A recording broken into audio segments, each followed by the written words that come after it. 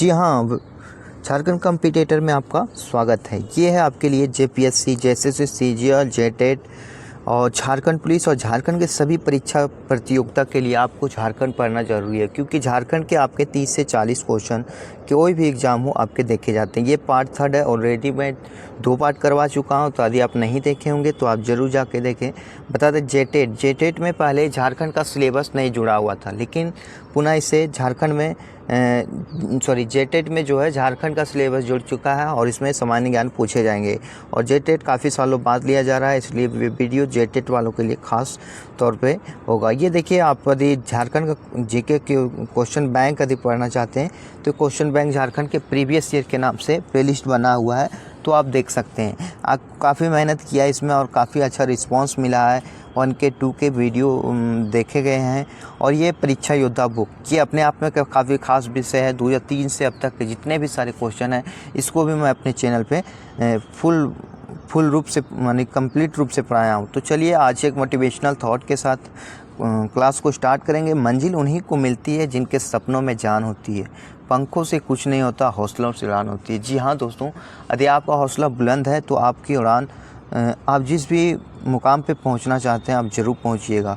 तो चलिए आज फिर से इस मैप को देख लेते हैं। आप डेली मैप को देखते हैं तो चीज़ें हमारी याद रहती हैं। तो चलिए पहला देखते हैं झारखंड। तो ये झारखंड का मैप हो गया। झारखंड के मैप में देखते हैं उत्तर में क्या है हमारा। उत्तर में बिहार है और फिर दक्षिण में उड़ीसा है, पूर्व में पश्चिम बंगाल है और पश्चिम में हमारा छत्तीसगढ़ और यूपी है। पश्चिम में क्या है हमारा, छत्तीसगढ़ और यूपी है। तो ये चीज़ें हमें याद रखना चाहिए, क्योंकि ये चीज़ें हमें पूछी जाती है कि झारखंड जो है 5 राज्यों से सीमा साझा करता। अब देखिए, ये जो है ये हमारा मैप है। ये उत्तर से दक्षिण तक की यदि लंबाई पूछा जाए तो 380 किलोमीटर है। कितना है, 380 किलोमीटर। लेकिन यदि पूर्व से पश्चिम तक की लंबाई पूछा जाए तो 463 किलोमीटर है। ये चीज़ें भी आप याद रखेंगे। झारखंड में कुल टोटल 24 ज़िले हैं। कितने ज़िले हैं, 24 ज़िले हैं। और देखिए बिहार से 10 ज़िले टच कर रहे हैं, जैसे गढ़वा, पलामू, चतरा, हजारीबाग, कोडरमा, गिरिडीह, देवघर, गोड्डा, दुमका और साहिबगंज। ये 10 ज़िले जो हैं बिहार से टच कर रहे हैं। उड़ीसा से हमारे 4 ज़िले टच कर रहे हैं, सिमडेगा, पश्चिमी सिंहभूम, सरायकेला खरसावा और पूर्वी सिंहभूम।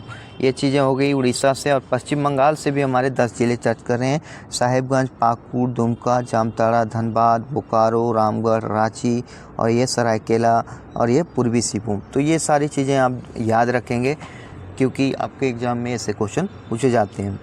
चलिए अगला देखते हैं। जैसे देखिए, ये क्वेश्चन पूछा जा सकता है, कौन से 2 ज़िले जो किसी भी राज्य से अपनी सीमा साझा नहीं करते। तो लोहरदगा और खूंटी हो गया। लोहरदगा और खूंटी जो किसी भी राज्य से सीमा साझा नहीं करते। और एक और क्वेश्चन पूछा जाता है कि गढ़वा एक ऐसा ज़िला है जो 3 राज्यों से अपनी सीमा साझा करता है, छत्तीसगढ़, उत्तर प्रदेश और बिहार। फिर आ जाता है 2 राज्यों से सटे ज़िले कितने हैं। तो 2 राज्यों से सटे ज़िले 5 ज़िले जो हैं या हमारे 5 ज़िले जो हैं जो 2 राज्यों से सटे ज़िले हैं। दूसरी चीज़, हमारा राज्य जो है 15 नवंबर 2000 को अस्तित्व में आया था। ये भी चीज़ें आप याद रखेंगे। स्थापना दिवस 15 नवंबर को मनाया जाता है। अब देखिए, हमने परिचय के रूप में जाना कि यहाँ के जनसंख्या, जनगणना, ये सब सारी चीज़ें पढ़ लिए थे। आज मैं आता हूँ दक्षिणी छोटा नागपुर। देखिए, सारे प्रमंडल पढ़े थे, अब प्रमंडलों में जो ज़िले हैं उसके बारे में डिटेल हम जानेंगे। तो ये है दक्षिणी छोटा नागपुर। दक्षिणी छोटा नागपुर में 5 ज़िले हैं। लोहरदगा है, गुमला है, सिमडेगा है, रांची और खूंटी है। सबसे बड़ा इसमें रांची है। तो आज मैं रांची के बारे में जानेंगे कि रांची हमारे लिए क्यों खास है, और रांची के इतिहास के बारे में जान लेते हैं। देखिए, दक्षिणी छोटा नागपुर 1832 के कोल विद्रोह के बाद 1834 ईस्वी में गठित दक्षिण पश्चिम सीमांत एजेंसी के अग्ररूप में आया। ये जो 1832 में कोल विद्रोह हुआ था, उसके बाद 1834 में दक्षिण पश्चिम सीमांत एजेंसी का अग्ररूप में अस्तित्व में आया था 1834 में। झारखंड के निर्माण के समय 4 प्रमंडल का निर्माण किया गया था, जिसमें दक्षिणी छोटा नागपुर भी एक था।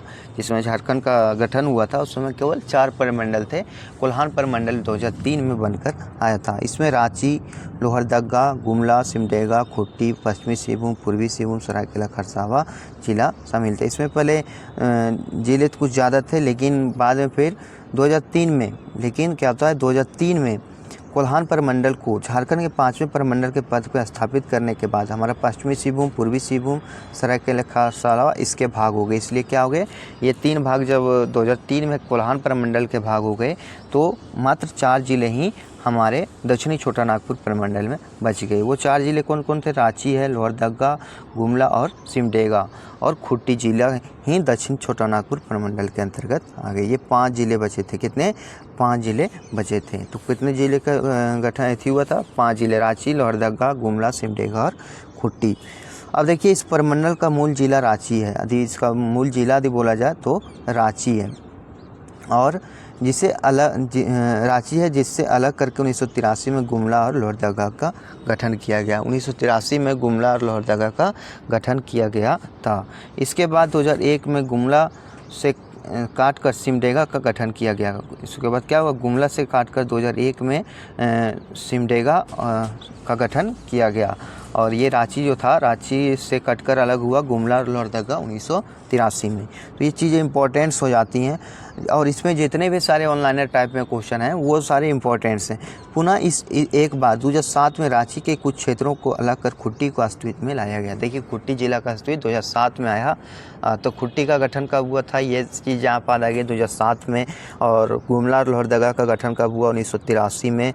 और सिमडेगा का गठन कब हुआ था? तो 2001 में। ये चीज़ें जो है बराबर रूप में आ रहे हैं। अब देखिए, रांची जिला के बारे में पूरा विशेष रूप से हम पढ़ेंगे। रांची जिला, देखिए रांची जिला के बारे में, रांची में कौन कौन से ज़िले से घिरे हुए हैं?